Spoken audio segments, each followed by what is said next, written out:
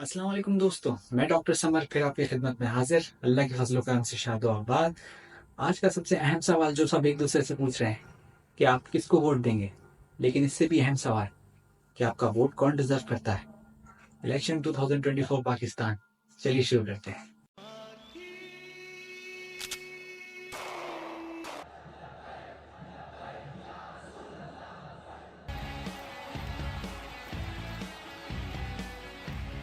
कल भी भुट्टो जिंदा था, आज भी भुट्टो जिंदा है, कल भी Bhutto. If not Imran Khan then who? If not Bilawal और नवाज शरीफ देन हु? ये लोग दिखाना चाहते हैं कि आपका वोट सिर्फ एक इंसान को देख के देना चाहिए जो कि एक प्रेसिडेंट नहीं, जैसे कि राजा बनने जा रहा हो, जबकि सच्चाई कुछ और है।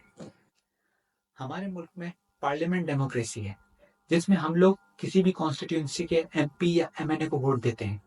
फिर वो पार्लियामेंट के एमपीज मिलकर डिसाइड करते हैं और एक प्रेसिडेंट को चुनते हैं।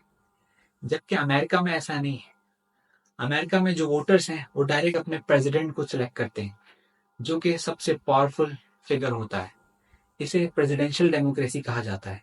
लेकिन देखा जाए तो parliament democracy as compare to presidential democracy ज्यादा फॉर्चुनेट है। क्यों? क्योंकि प्रेसिडेंशियल डेमोक्रेसी में एक ही बंदे के पास सबसे ज्यादा पावर होती है, तो इस बात का डर होता है कि कहीं डिक्टेटरशिप की वजह से रायट्स या दंगे फसाद ना शुरू हो जाएं। ऐसा तकरीबन कई ममालिक में हो चुका है। किर्गिस्तान में भी कई बार, 2 मरतबा, इसी डिक्टेटरशिप की वजह से उन्होंने अपनी प्रेसिडेंशियल डेमोक्रेसी को पार्लियामेंट डेमोक्रेसी में कन्वर्ट किया था। और दूसरी बात यह कि अगर कोई अनएजुकेटेड और लो आईक्यू लीडर जैसे कि डोनाल्ड ट्रंप जैसा अगर किसी प्रेसिडेंशियल डेमोक्रेसी ने सिलेक्ट कर दिया, तो फिर मुल्क का क्या होगा? तो फिर वोट किसे देना चाहिए? आजकल लोग मैक्सिमम वोट देने जा ही नहीं रहे। उनका मानना है कि it's about choosing the lesser two evil, कि जो सब कम बुरा है उसको हम चूज करें। लेकिन ऐसा नहीं है। मैं आपको बताता हूँ वोट कैसे देना चाहिए। वोट देने के लिए 4 चीजें देखनी चाहिए। नंबर 1, एमपी, जिसको आप वोट दे रहे हैं।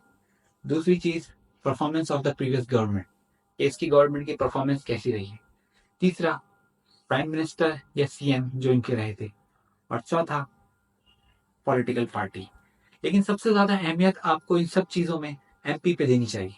एमपीज में ये देखना चाहिए कि उसका प्रीवियस कोई क्रिमिनल रिकॉर्ड तो नहीं है, वो एजुकेटेड है और रियल इश्यूज यानी कि रोटी कपड़ा मकान, इन पे सिर्फ बात भी करता है, इस पे इम्प्लीमेंट भी करता है। देखें, अगर सारे एमपीज अच्छे सिलेक्ट होंगे तो ओवरऑल पार्लियामेंट में अच्छे एमपी विन करेंगे।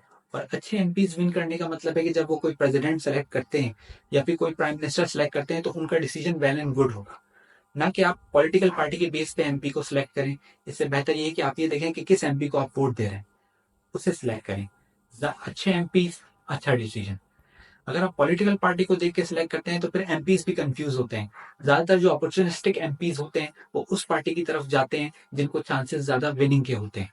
तो इस तरह अगर आप एक अच्छे एमपी को वोट देंगे तो ये फैक्टर भी खत्म हो जाए। और वोट किस बेस पे नहीं देना चाहिए? नंबर 1, रिलीजन, मजहब की बेस पे।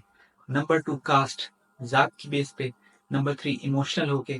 और नंबर 4, स्लोगन्स पे। दोस्तों, अगर आप किसी जात के बेस पे वोट देते हैं कि अगर मैं पंजाबी हूं तो मैं पंजाबी को वोट दूंगा, तो ये वोट आपसे समझे छीन लिया गया। क्योंकि जो पार्टी वोट वसूल कर रही है उसके लिए तो बाकी बात चीजों पे बात करने का कोई फायदा ही नहीं हुआ, क्योंकि उसका वोट एक फिक्स हो गया। क्योंकि उसको पता है कि मैं किसी पे क्यों बात करूं, मुझे तो मेरी कास्ट की तरफ से वोट मिल जाएगा। तो इसलिए वो पार्टी रियल इशूज को नजरअंदाज कर देती है।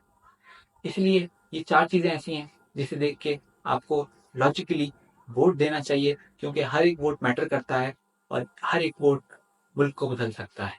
तो प्लीज बाहर निकलें और अपने दिलो दिमाग का इस्तेमाल करके वोट दें। तो दोस्तों, अगर ये आप वीडियो आपको इन्फॉर्मेटिव लगी हो तो भाई के साथ जुड़े रहिए, सपोर्ट करिए डॉक्टर समर इकबाल के साथ। फिर जिंदगी रही तो मुलाकात होगी। अस्सलाम वालेकुम। अल्लाह हाफ़िज़।